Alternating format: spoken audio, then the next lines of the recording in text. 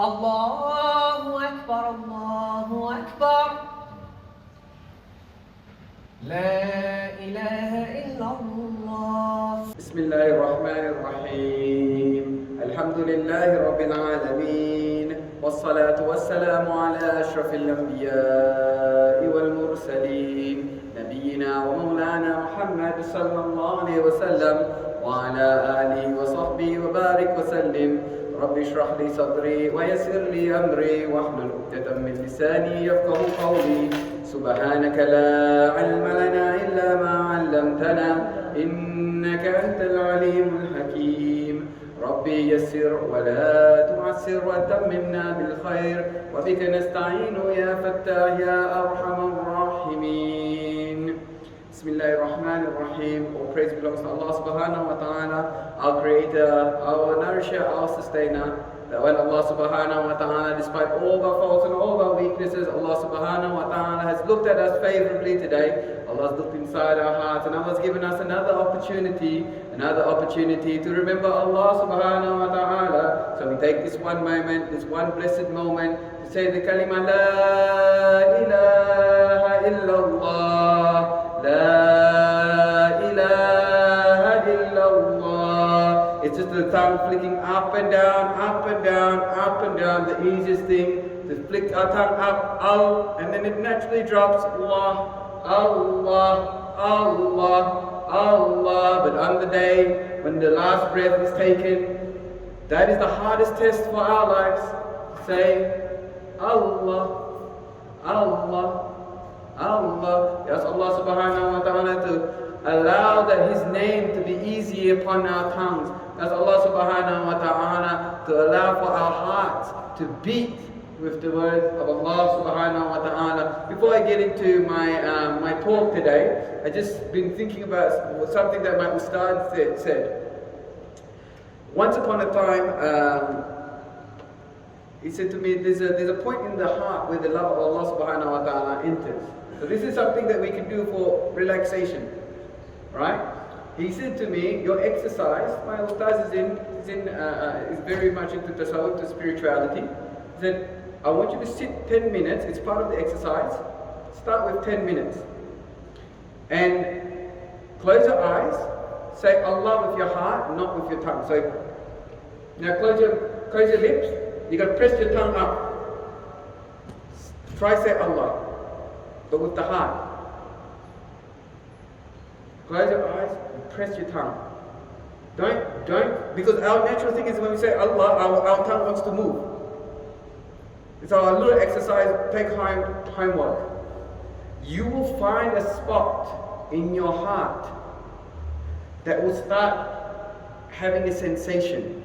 When you can do that, and it's hard because we are so used to saying Allah with our tongue. Even say, okay, make dhikr of Allah, and you don't even open your mouth. You know, it's natural for your tongue want to beat to the word of Allah subhanahu wa ta'ala. When you sit there, no distraction, even 10 minutes, you'll start feeling a point in your heart where it's saying Allah. And that's what is the lub. The lub.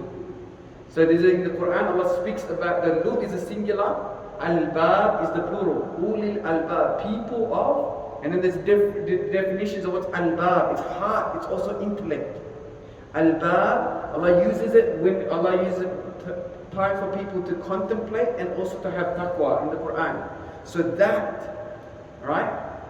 If you want to find where the love of Allah subhanahu wa ta'ala enters, when you say Allah is in my heart, you just say Allah, Allah, Allah, without your tongue moving. And that dunya can't be in your mind. Because when we say Allah, Allah, Allah, I can still think about my children right now. But if I just press my tongue, and just focus and try and say Allah, you see how hard it is at the beginning, but that you start feeling something in your heart, inshallah. So I think something that I did during my travel recently, because I was very stressed, and I need to find some sort of sakina, and I just remembered the words of my ustad, so something I'd like to share, inshallah. A little bit of a homework. It's going to be probably difficult to begin with. You know, how is it so hard to say Allah's name in your heart? Try it, inshallah, over and over again. Okay, Alhamdulillah Rabi'ul Alameen. So last night, I had a long, I have a shop in Logan, and I had one of my youngsters. He used to be my student in madrasa. Now he works for me.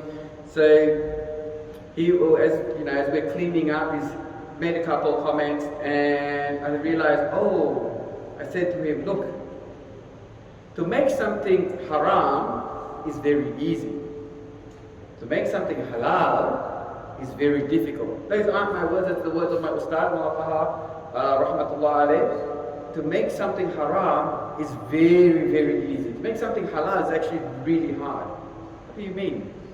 Right? So, part of the discussion was that he's saying, there's these people that go to the grave and worship it.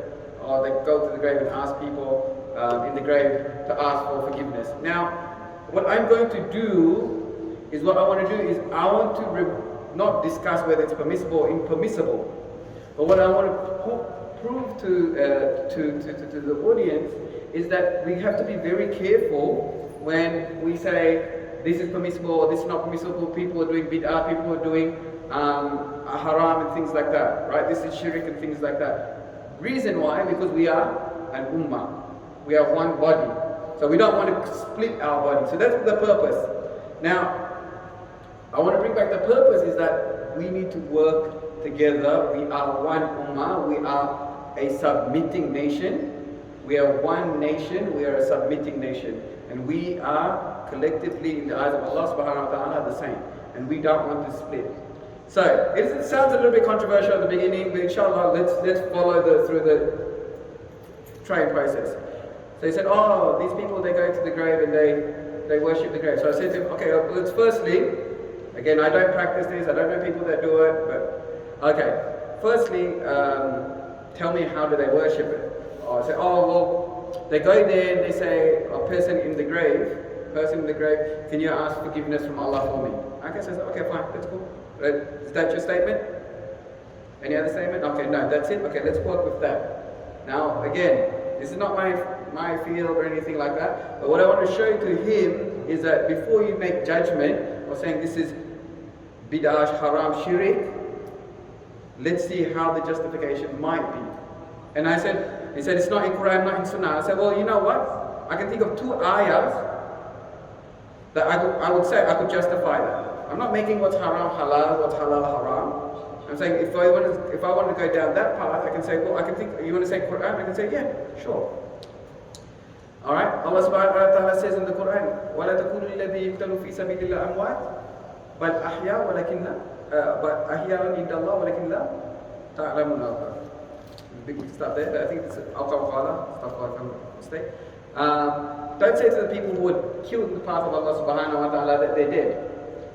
But rather they are alive. So Allah subhanahu wa ta'ala is saying they are alive. So let's go back, let's backtrack again. So I see Haji Sahib, very pious Haji Sahib. I see you at the Masjid every single day. Haji Sahib, can you make dua for me? Allah forgive me. Can I do that, Haji Sahib? Can I ask you to make dua for me? Yeah, we can do that, right? Haji Sahib is alive, Haji Sahib is right in front of me. So Haji Sahib, please make dua for me, Haji Sahib.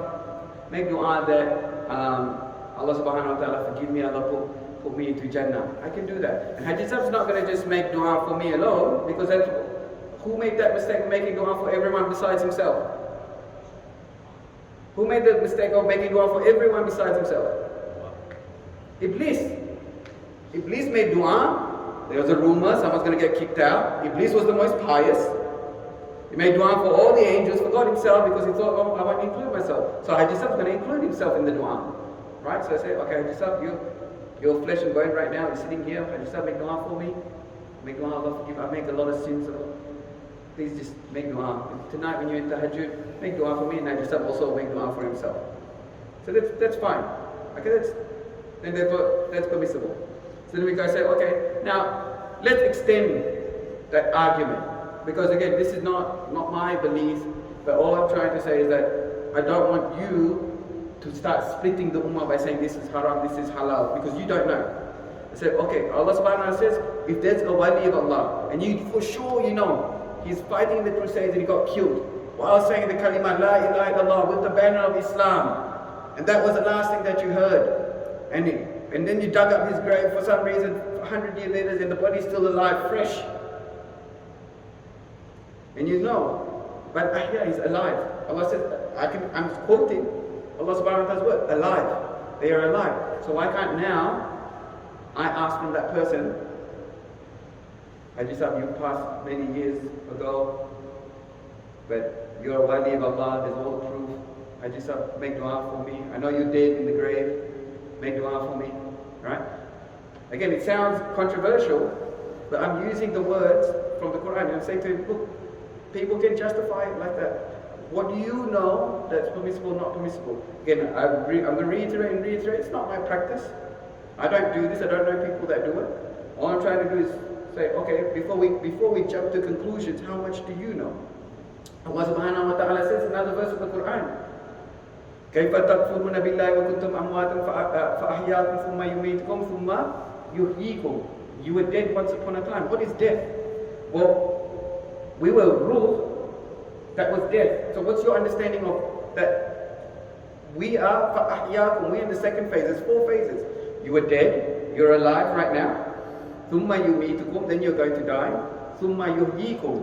What is your understanding of alamul ghayb, of death? What is your understanding of death in the unseen? None of us can for sure say, okay, death is it's this period of time. Well, are we alive in our grave? When we go into our qabr, well, the punishment is real. The angels are real.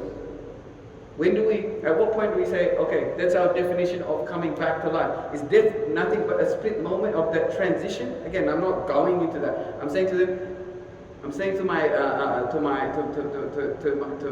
beloved student, is that you can't just say, just because it's not in Quran, or that's what you believe not in the Quran, not in Sunnah, that it's not permissible. Because I just quoted to you the Quran. They are alive. If I can ask dua from you right now, why can't I ask dua from you after, when you've passed? Because you're a wali of Allah. So what's the difference? Again, this is my understanding. So then I said, okay, well, let's look at Sunnah. Again, reiterating, I'm not condoning that. I'm not telling people to go do it. It's all about understanding. And it was just this long discussion that I had with my student. Are we aware of the hadith of Prophet ﷺ was walking past the grave? And he's saying, oh, the so-and-so person is being punished because he didn't, there was urine and so on. So I'll put the branch in the grave, and for as long as this branch is green, then the punishment will be lifted from him. The punishment will be lifted from him. So now I'm thinking, oh, you know what? To revive a sunnah has great reward. I don't see anyone going to the grave, putting branches in. Is that not a sunnah of the Prophet ﷺ? He did it one time. So, you know what? I'm going to revive this sunnah. Every single day, I go to the maqbarah, bang, bang, bang, bang, bang, everyone. And I'm thinking, oh, I'm making khidmah for them, saving them from the punishment right now. And I'm reviving a sunnah. The Najib walks by and saying, look at this, what's happening to this guy every day. He comes, puts these sticks in the ground. I'm not familiar with this. And I'm thinking, I'm doing a great service. I'm doing a fantastic service because I'm reviving a sunnah of the Prophet ﷺ. Something that's no one does. So I'm going to get great ajr for it. Najib looks like, astaghfirullah, astaghfirullah. Every day he comes, what's this bid'ah? So Haji Sahib, there's no understanding that I'm going out there to revive a sunnah, and he sees a bid'ah being created. Alright? So now, and because it's the fact that Haji Sahib doesn't know. I don't know what's there. So it's more of an expansion, is that there are a lot of things that are happening around our world, and as I was speaking to the youngster, it's very easy, and because he loves to quote Quran and Sunnah. I said, I don't see it in Quran and Sunnah. I'm like, well, when I studied Darul, we had to go through every single hadith. I translate the Quran, I make Khatam Quran translation for my students every single year.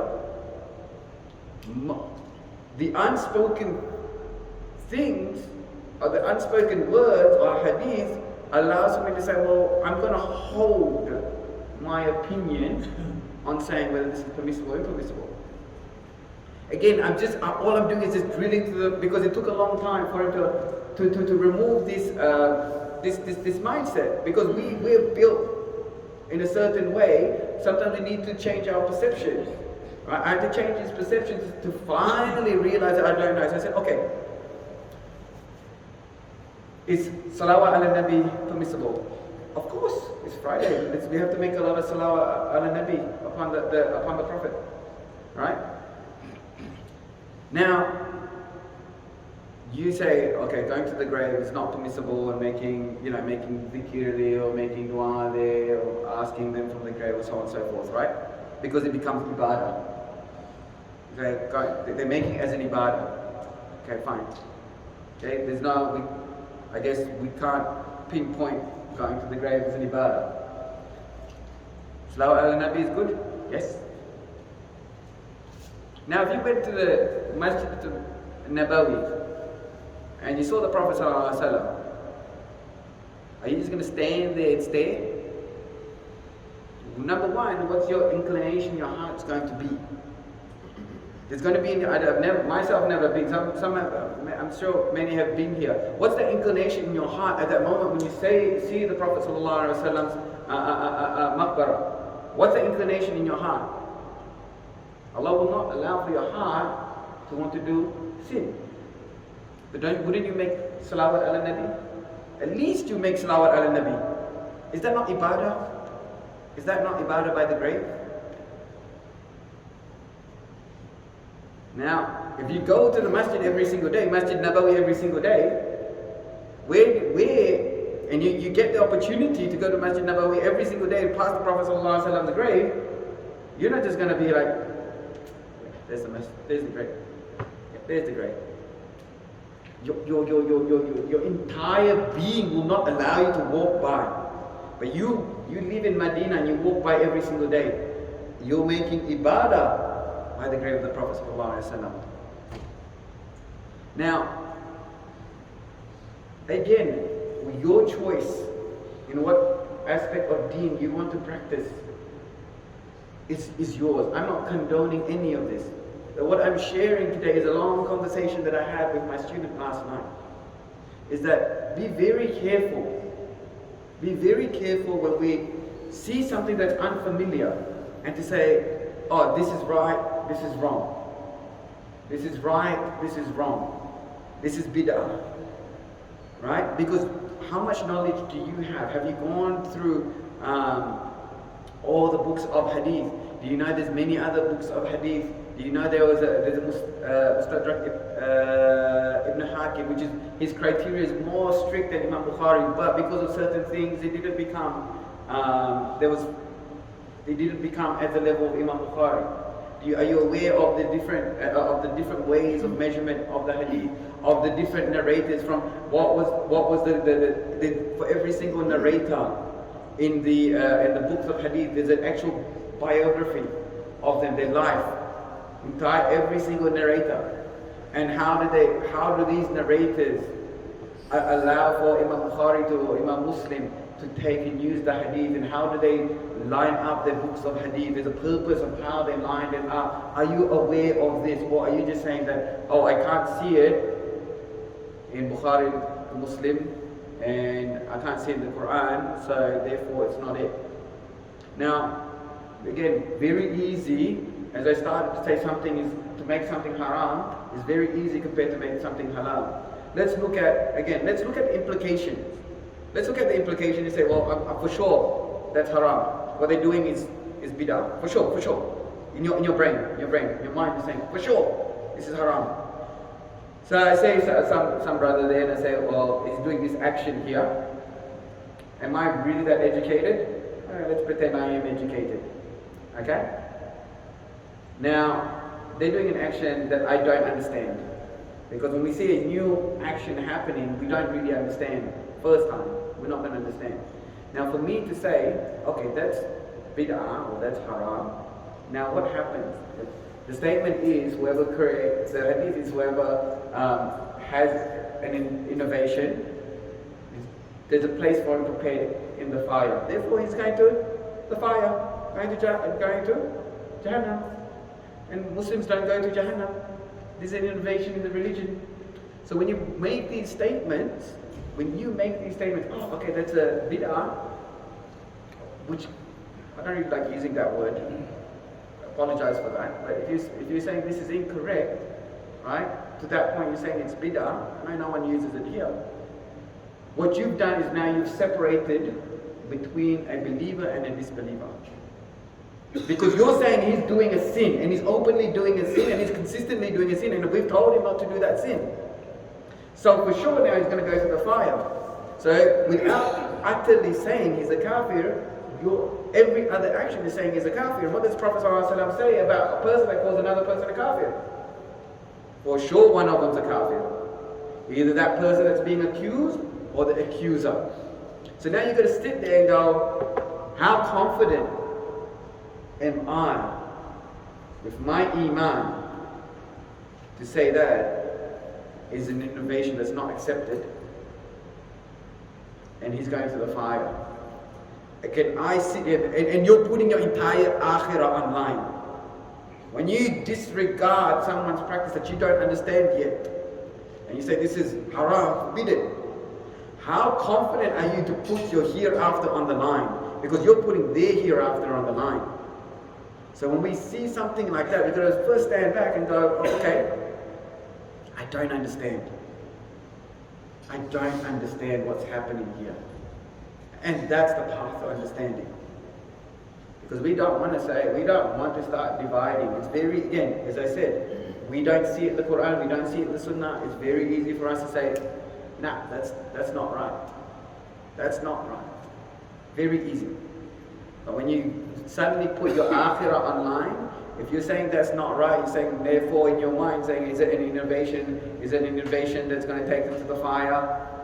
Are you willing to put yourself on the line at the same time? And this is all, again, I bring it back about unity, about our purpose.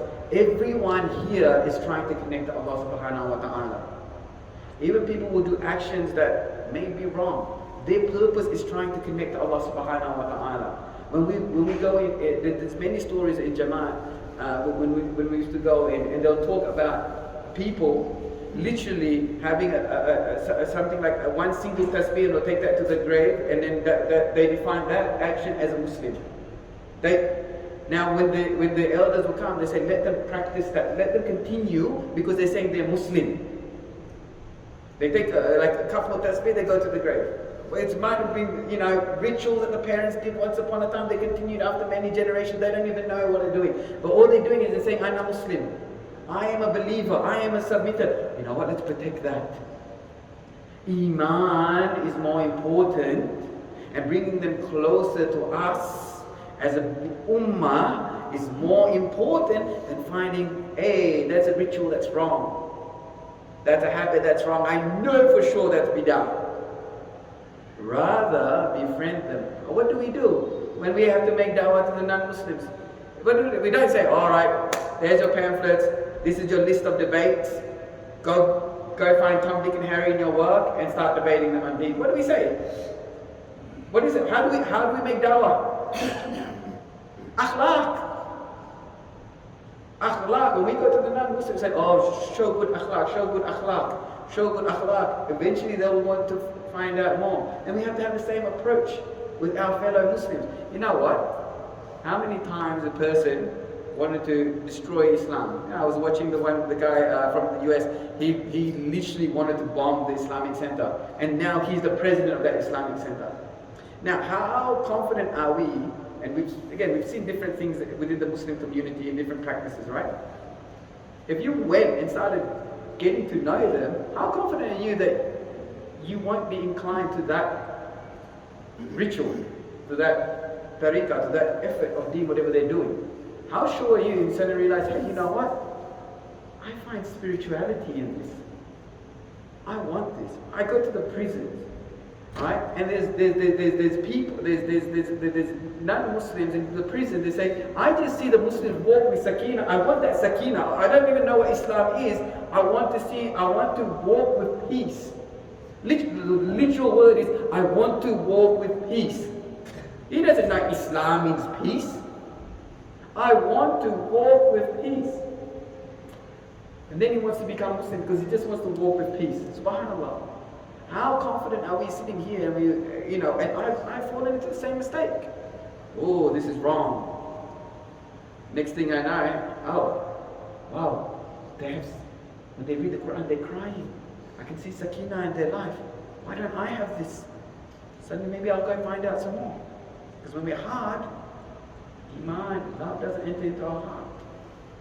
So inshallah, the objective, even though I started off something very controversial, right? Something that's not practiced here, right? There is a justification. I'm sure they can justify it. The Ummah will not unite. The Ummah, there is no ijma, consensus upon dalala, upon misguidance. But if there is a difference of opinion, to each their own. If you don't have a ritual, a tabi'ah, a habit, which when you do it, you feel connected to Allah subhanahu wa ta'ala on a higher level. Right? Whether it be the reading Quran, whether doing dhikr, whatever it might be. I started off today by saying, my Ustad gave me a prescription. And now that we've got a lot more people, my Ustad gave me a prescription. I was traveling and I was so stressed. We went to Perth back and forth, no sleep and things like that, and very, very, if you've travelled, everyone's travelled, you know what it's like. You're continuously travelling, you can't sleep properly, you're restless, you have a job to get done, right? I remember the words of my Ustad. He said, close your mouth, stick your tongue to whether it's up or down, but don't move your lips, don't move your tongue, and say Allah in your heart. Right? Say Allah in your heart. It's hard because we haven't trained our heart. Right? So this is, again, whether that might be, that's your homework. Go home, 10 minutes, close your eyes. Don't surround yourself with any distractions. 10 minutes, try to say Allah with your heart. Do not move your tongue. If you move your tongue, you fail. And you'll find that there's a point in your heart which will have a sensation. And that's the lub. That Allah subhanahu wa ta'ala talks about, when Allah talks about pondering, contemplation and quality of taqwa. Allah uses the word ulul albab, just around those verses. Right? So you'll find your lub, your albab. So again, this is something that's perhaps strange for us. Some of us never heard of something like this. But I found suddenly I could relax. Because I'm making effort to put Allah in my heart. Now, we say, oh, I'm going to go read Quran right now. I'm going to go make dhikr, right? But do you feel that you're putting Allah's love in your heart when you're doing that? Or is it lip service and we're like, we fear the concept of just it's lip service. We know what lip service is. How many times have we read the Quran and we're thinking about business children?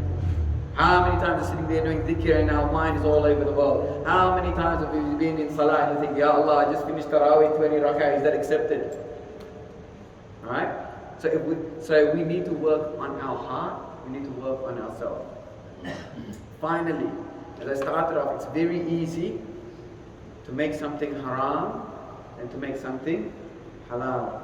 Scholars have to go to great length to make things permissible. What about alcohol? I'll now bring up something very interesting. Alcohol. So we know that alcohol is impermissible. Right? Alcohol is impermissible.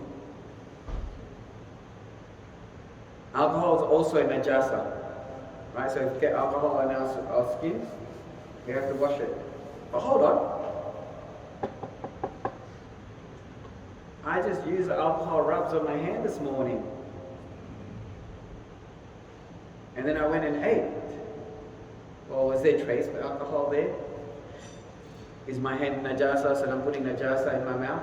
I mean, we're post-COVID, we went through COVID, we had to get hand sanitizers. Yeah, the one with Taqwa, higher level, we got the alcohol-free hand sanitizers and whatnot, but you can be honest to yourself, how many times have you used the alcohol hand rubs? Right? How many times have you used it in the last couple of years? And how many times did you eat after that? Now, very easy for me to make this statement. I started off because Sharia says, as far as we are aware right now, Sharia says alcohol is haram. Again, I'm not making something haram halal. I want to explain to you that there's so much more that we don't know. Right? Now, when we came to modern time, the definition of alcohol had to be redefined. Because with advanced laboratories, alcohol can now be synthesized. I'm not a chemist. Chemists probably be able to give a better lecture how to create alcohol. Then they had to redefine what alcohol actually is. They had to go back to the book and say, well, this is going to be the definition of alcohol. The traditional definition of alcohol is going to be any intoxicant from grape and date, because that was what was available during the time of the Prophet in Arabia. There was beer, but beer wasn't in the Arabian Peninsula. So they didn't define khamr, the word that we know as khamr, to be that, right? To be beer. But then, of course, any intoxicant and so on and so on and so on and so forth, right? Allah said Muhammad. But then today, they had to redefine it. In the last 100 years or so, we had to redefine what is khamr and now what is ghul, what is the other synthetic alcohol. And khamar is najasa, is ghul najasa. What's the amount? Because there's traces of alcohol everywhere. Do we know that paint has alcohol? Of course, many of us know paint has alcohol. So if I was going to say alcohol is najasa now, how is this najasa in our masjid? Suddenly, alcohol is not distiller, it's a solvent.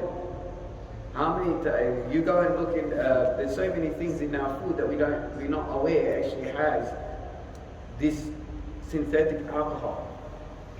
Again, not making something haram halal. Understand the concept that there's so much more that we don't understand, and that we live in a time today that the scholars are working hard to make things easy for our life, not to make it difficult.